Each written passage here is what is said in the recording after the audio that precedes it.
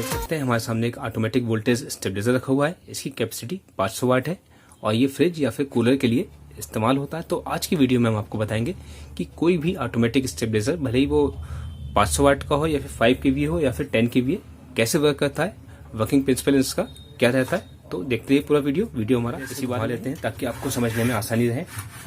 तो जैसा कि आप लोग अंदर से देख पा रहे हैं, इसमें एक मिनी ट्रांसफार्मर लगा हुआ है। ट्रांसफार्मर से ही किसी भी स्टेबलाइजर की कैपेसिटी डिसाइड होती है कि ये इसकी कैपेसिटी क्या है, और वोल्टेज रेंज भी ट्रांसफार्मर से ही डिसाइड होती है। ट्रांसफार्मर हमारा 90 वोल्ट का भी हो सकता है, 60 वोल्ट का भी हो सकता है, 140 या फिर 180 का भी हो सकता है। तो 140, 180, 160 या फिर 90 वोल्ट क्या है वो भी आपको क्लियर कर देते हैं। असल में ऐसा होता है किसी भी वोल्टेज स्टेबलाइजर की जो स्टार्टिंग रेंज होती है वर्किंग की, यानी कि ये 90 वोल्ट से स्टेबलाइजर है, यानी कि ये 90 वोल्ट आएंगे कम से कम इनपुट, तो उसे बढ़ाकर 200 वोल्ट करेगा और ऊपर 290 वोल्ट तक ये वर्क करता रहेगा। तो इसकी स्टार्टिंग रेंज 90 वोल्ट होगी, तो हम इसे 90 वोल्ट का स्टेबलाइजर बोलेंगे कि ये 90 वोल्ट से वर्किंग इसकी स्टार्ट हो जाएगी। यानी 90 वोल्ट आने पर ये 200 वोल्ट बना के देगा, और जैसे जैसे वोल्टेज बढ़ते रहेंगे ये 200 और 250 वोल्ट के बीच में अपना काम करता रहेगा। और अगर यही 140 वोल्ट से इसकी रेंज होती तो ये ट्रांसफार्मर हमारा, यानी जो स्टेबलाइजर है, कम से कम 140 वोल्ट आने पर उसे 200 वोल्ट करेगा, और अगर 140 वोल्ट से वोल्टेज कम आएंगे तो वोल्टेज ये 200 वोल्ट से नीचे आउटपुट निकालेगा। तो ऐसे इसकी वोल्टेज रेंज तय होती है कि इसकी वोल्टेज रेंज कितनी है। अच्छा, ऊपर वोल्टेज रेंज सभी की 280 या फिर 290 वोल्ट रहती है, कोई भी ऑटोमेटिक स्टेबलाइजर हो सिंगल फेस का। अच्छा, डबल फेस के जो स्टेबलाइजर होते हैं इनकी इनपुट रेंज मिनिमम तो अलग अलग हो सकती है, लेकिन मैक्सिमम में इनकी 440 वोल्ट या फिर 480 वोल्ट तक रेंज होती है इनपुट रेंज में भी। ये डबल फेस हो या सिंगल फेस, कोई भी स्टेबलाइजर हो, 200 और 250 वोल्ट के बीच में ही इनकी आउटपुट रहती है।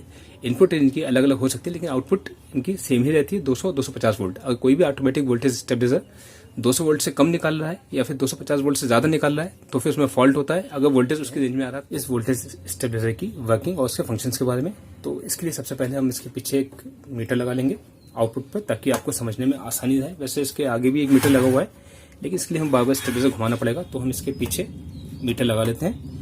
तो इससे हमें इसकी आउटपुट वोल्टेज दिखाई पड़ती रहेगी और हमें बार बार स्टेबलाइजर घुमाना नहीं पड़ेगा, समझने में आसानी रहेगी। तो हमने ये मीटर इसके पीछे लगा लिया है। अब इसे स्टार्ट करते हैं। ये देखिए हमने वैरिएक ऑन किया है, इसे वैरिएक लगा के चेक करेंगे, थोड़ा थोड़ा करके इसे वोल्टेज बढ़ाएंगे। ये देखिए 200 वोल्ट इसमें आउटपुट दिखा रहा है।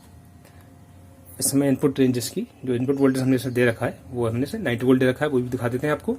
देखिए इनपुट वोल्टेज 90 वोल्ट और आउटपुट आपको बताया था 200 वोल्ट दिखा रहा है। जैसे जैसे हम वोल्टेज बढ़ाते रहेंगे आउटपुट 250 वोल्ट पर जाकर वापस 200 की तरफ आ जाएगा।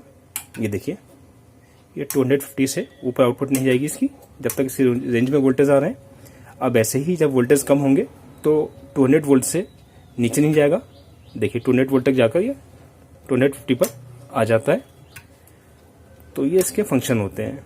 कोई भी ऑटोमेटिक वोल्टेज स्टेबलाइजर होगा उसके फंक्शन यही होंगे, आउटपुट 200 और 250 के बीच में निकालेगा, तब तो बिल्कुल सही है। और अगर आउटपुट वोल्टेज 200 से नीचे या फिर 250 से ऊपर हो तो उसमें फॉल्ट माना जाता है। 200-250 के बीच में बिल्कुल सही है। देखिए बिल्कुल सही काम कर रहा है। चीज़ और समझ लीजिए कि ये वोल्टेज का फ्लक्चुएशन कैसे होता है, यानी वोल्टेज बढ़ते और घटते कैसे हैं। तो कोई भी स्टेबलाइजर हो ऑटोमेटिक, उसमें एक सर्किट दे रखा होता है। जैसे इसमें देखिए सर्किट दे रखा है, पहले इसे ऑफ कर देते हैं। एक सर्किट दे रखा होता है और रिले दे रखी होती है वोल्टेज कंट्रोल करने के लिए, और ट्रांसफार्मर तो मैंने आपको बताया था वोल्टेज रेंज के लिए। ट्रांसफार्मर कई सारी लूप्स निकली होती हैं, यानी कई सारे वायर निकले रहते हैं। तो ये वायर जो है रिले पर कनेक्ट रहते हैं। ये देखिए जैसे आपने देखा इसमें 3 रिले लगी हैं, तीनों पर ट्रांसफार्मर के वायर अलग अलग कनेक्ट हैं। तो इसमें ऐसा होता है कि टर्नें अलग अलग निकल कर आती हैं। जैसे ट्रांसफार्मर जो कॉइल बनी रहती है, तो एक निश्चित दूरी के बाद इसमें से एक वायर निकलता है, अलग अलग लूप्स निकलती हैं और ये रिले पर कनेक्ट कर दी जाती हैं। और सर्किट जो है रिले को ऑपरेट करता है, यानी इस सर्किट में अलग अलग वोल्टेज के आधार पर हम इसे सेट कर देते हैं ताकि रिले अप डाउन होती रहती है। जैसे जैसे रिले अप एंड डाउन होती है उससे ट्रांसफार्मर की अलग अलग टेपिंग सेलेक्ट होती रहती है, और जैसे जैसे अलग अलग टेपिंग सेलेक्ट होती हैं तो वैसे वोल्टेज बढ़ते या फिर घटते हैं। अब जैसे मान लीजिए ट्रांसफार्मर की हम पहली टेपिंग जो सेलेक्ट करेंगे तो इससे हमारा सबसे कम रेंज से ट्रांसफार्मर हमारा काम करेगा। अब इसके बाद रिले मान लीजिए ये जैसे यहाँ पर ये पहली टेपिंग लगी है, अब ये रिले ऑन हो गई तो फिर इस टेपिंग से कनेक्शन इसका हट जाएगा। अब उसके बाद में फिर यहाँ से कनेक्शन निकलकर इसका दूसरे टेपिंग पर आ जाएगा, तो यहाँ से वोल्टेज थोड़े कम सेलेक्ट होंगे। तो इसी तरीके से रिले अपना वर्क करती रहती हैं, ऑन ऑफ होती रहती हैं, और इससे ट्रांसफार्मर की अलग अलग टेपिंग सेलेक्ट होती है और आउटपुट में हमें वो वोल्टेज मिलती है जो वोल्टेज हम चाहते हैं।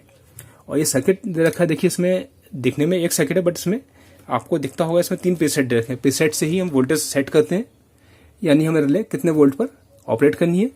तो हर रिले के लिए इसमें एक सर्किट दे रखा है। इसमें दिखने में तो ये एक सर्किट है, बट इसमें 3 सर्किट हैं। तो ये 3 रिले ऑपरेट करने के लिए हैं। अलग अलग टाइम पर अलग अलग रिले ऑन ऑफ होती रहती है। इससे हमारी आउटपुट वोल्टेज जैसा हम चाहते हैं 200-250 वोल्ट के बीच में वो मिलती रहती है। यही इसका फंक्शन होता है। और सर्किट को ऑपरेट करने के लिए मेन ट्रांसफार्मर से भी वोल्टेज की सप्लाई आती है, और कई बार ऐसा होता है कि एक छोटा ट्रांसफार्मर और लगा होता है सर्किट को करंट देने के लिए, जिससे कि सर्किट में एसी करंट आता है। और सर्किट में बहुत सारे पार्ट्स लगे होते हैं, जैसे कि डायोड वगैरह है, कैपेसिटर वगैरह है। इनसे एसी वोल्टेज डीसी वोल्टेज में कन्वर्ट होती है, और वो डीसी वोल्टेज अपने हिसाब से सेट होकर रिले में आती है। रिले डीसी वोल्टेज पर वर्क करती है। रिले की जो कॉइल है वो डीसी वोल्टेज पर वर्क करती है। तो इससे हमारा स्टेबलाइजर आउटपुट अपने जो हमें चाहिए होती है वो आउटपुट हमें निकाल कर देता रहता है। और इसमें किसी भी चीज़ में फॉल्ट आने पर, जैसे मान लीजिए सर्किट में 3 सर्किट है, इसमें किसी एक सर्किट में फॉल्ट आया तब भी हमारा स्टेबलाइजर सही से काम नहीं करेगा। कोई रिले अगर हमारी चिपक गई, यानी इस टाइम पर ऑन ऑफ नहीं करी, या फिर रिले की कॉइल जल गई, तो रिले ने किसी ने भी अपना काम करना छोड़ दिया, तब भी स्टेबलाइजर में हमारा फॉल्ट आएगा। और मान लीजिए छोटा ट्रांसफार्मर है, अगर इसमें फॉल्ट आ गया तब भी स्टेबलाइजर हमारा सही से काम नहीं करेगा। यानी किसी भी स्टेबलाइजर में आप ऐसा नहीं कह सकते कि पर्टिकुलर कोई एक चीज़ खराब है, वो चेक करके ही मालूम पड़ता है। जैसे अक्सर लोग पूछते हैं कि स्टेबलाइजर हमारा हाई वोल्टेज दे रहा है या लो वोल्टेज दे रहा है, या सही से वर्क नहीं कर रहा है, तो हम उसे ऐसे नहीं बता पाते हैं। वो तो चेक करके ही मालूम पड़ता है। मान लीजिए अगर एक छोटा सा रेजिस्टेंस भी खराब होगी तब भी फॉल्ट आ सकता है, या फिर एक कनेक्शन भी हटा हुआ है तब भी फॉल्ट आ सकता है। वो सब चेक करना पड़ता है। वो सब टेक्निकल, अगर आपको थोड़ी बहुत टेक्निकल नॉलेज है तब तो आप कर पाओगे। टेक्निकल नॉलेज नहीं होती है तो वो थोड़ा प्रॉब्लम वाली बात रहती है। फिलहाल मैंने बेसिक फंक्शंस आपको बता दिए हैं। बेसिक फंक्शंस यही होते हैं, भले ही आपका स्टेबलाइजर छोटा है या फिर बड़ा है, सब में फंक्शन यही रहते हैं। पार्ट्स साइज के हिसाब से छोटे या बड़े हो सकते हैं, कैपेसिटी के हिसाब से, लेकिन सिस्टम सब में सेम रहता है। दोस्तों, वीडियो आपको कैसा लगा? पसंद आया तो प्लीज़ वीडियो को लाइक कर दीजिए, शेयर कर दीजिए। आप हमारे चैनल पर नए हो और आपने हमारे चैनल को अभी तक सब्सक्राइब नहीं किया तो हमारे चैनल को सब्सक्राइब कर लीजिए, साथ ही साथ घंटे के निशान को दबा दीजिए, ताकि आपको हमारे आने वाली वीडियोस की नोटिफिकेशन आसानी से मिल सके। वीडियो देखने के लिए आपका बहुत बहुत धन्यवाद।